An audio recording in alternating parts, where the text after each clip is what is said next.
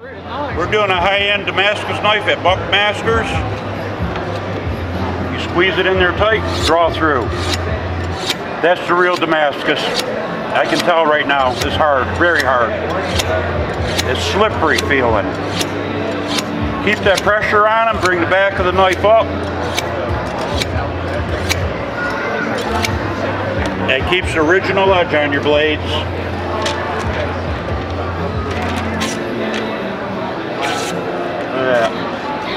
Razor sharp. Whoa, twitchy, feel that. You can hit them on leather, that does help. That polishes.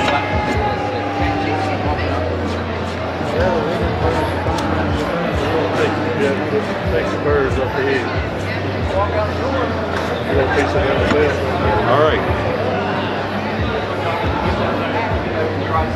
Arm shaving sharp.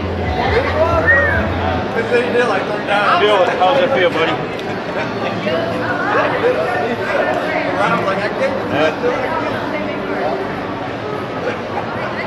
Touch the hair. Just make it move.